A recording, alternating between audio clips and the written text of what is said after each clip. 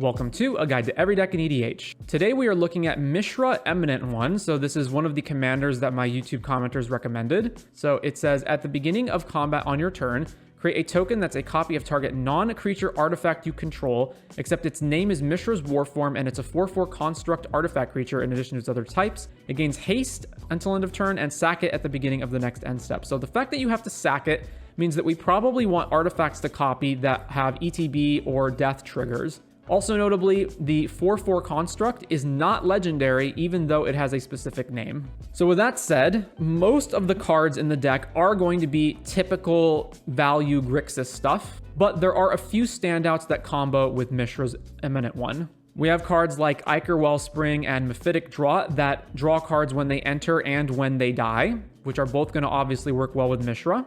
There are also cards like Lantern of the Lost and Nile Spellbomb that draw cards when you either kill Nile Spellbomb or sacrifice Lantern of the Lost that can also get rid of opposing graveyards. So these are nice little cards to copy with Mishra if you want to have something that both hits graveyards and cantrips. Obviously, since the artifact dying at end of turn means we're going to lose it anyway, we can use cards that sacrifice the artifacts before that happens for value. So Sage of Latnam and Tarian's Journal are both cards that allow us to sack an artifact to draw a card. The Mightstone and Weakstone is also a card that we can copy and draw 2 cards with or give something -5. Also notably, the legendary part of the Mightstone and Weakstone doesn't matter because Mishra changes its name, so it won't be legend ruled out, although you will still lose it at end of turn anyway. And then we got our combo cards. So obviously this ability triggers at the beginning of combat, so if we've got anything that doubles up our combat steps, like Combat Celebrant, we can get another trigger off of it. Similarly, Roaming Throne is going to double up on that trigger. We've got Spine of Ishsaw, so if we have a sufficient amount of mana, we can have this Spine of Ishsaw in play, and then we can just copy this to vindicate stuff every turn. Similarly, Drachnien is a equipment that exiles a creature when it enters, so that's another way of doing it.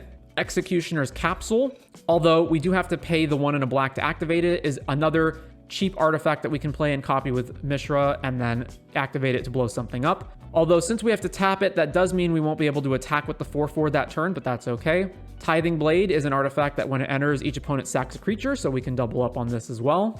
Also notably, again, since we are going to lose the artifact at the end of turn anyway, we can use Goblin Engineer and Goblin Welder to weld the artifacts away to get other stuff back. Aside from our ramp spells being pretty standard stock stuff, it is notable that if we were just, say, 1 or 2 mana short on being able to cast something, we can potentially copy cards, any of which are among our mana rocks, to get more mana.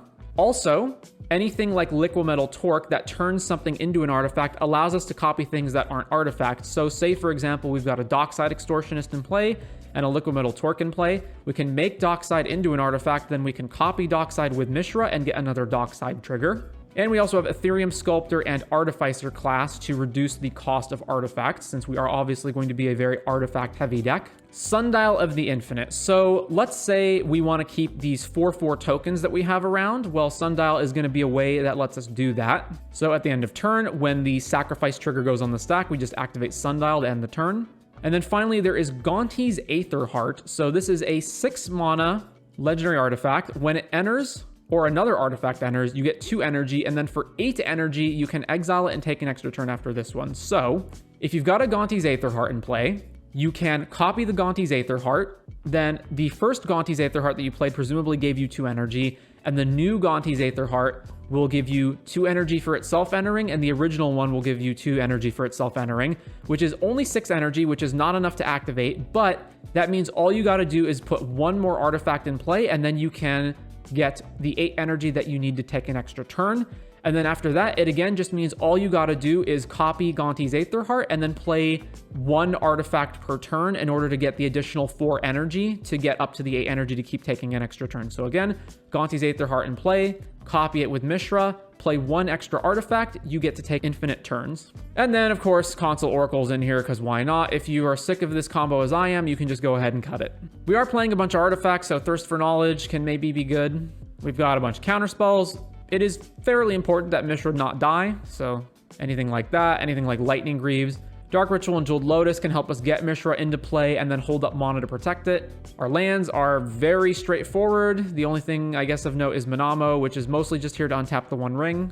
a little bit of protection, Lightning Greaves, Spellskite, Deflecting Swat, some sweeping effects, Psych Rift, Fire Covenant, Toxic Deluge, and then our typical suite of tutors, Demonic, Mystical Tutor, Vamp Tutor, and then a few more cards that I couldn't fit neatly into any specific category. So Esoteric Duplicator is whenever you sacrifice Esoteric Duplicator or another artifact, you can pay 2 mana, and if you do, at the beginning of the next end step, you create a token that's a copy of it, and it has 2 sack draw card because it's a clue. So this basically just means that whenever you make a token with Mishra, you can pay an additional 2 mana to copy it. And then the new copy, the new token, that's not the one that Mishra made, that's the one that Esoteric Duplicator made, will not go away. So this is just a way to get additional value off of whatever the heck else you're making, or it's another way of going infinite with Gonti's Aetherheart. Determined Iteration. At the beginning of combat on your turn, populate. The token created this way gains haste, sacrifice at the beginning of the next end step. So as long as you stack it so that Mishra's ability resolves first, you can then populate the token that you just made. And then basically this is a way of doubling up on Mishra's trigger. And then finally the Stone Brain. So if you play against a lot of players who are winning based on combos or just have very specific synergies in their deck, this is a way to cranial extract the combos out of their deck in a way that you can do over and over using Mishra's ability. There's obviously many other artifact-related cards that we could have played, so I opted ultimately not to play Coveted Jewel, but that would be a perfectly fine thing to copy. Same thing with like Simulacrum Synthesizer. Even if you don't have any other artifacts, just copying this once would give you a construct. Forensic Gadgeteer, Psy, all of those type of cards would be fine in this slot. But we got to cut some cards at some point, and I ultimately decided that these were either not good enough, or in the case of Coveted Jewel, I didn't want to risk it getting stolen, so didn't play those, but obviously you could if you wanted to. But with all that said, there really isn't much more to say, so that is going to be Mishra Eminent 1 for EDH.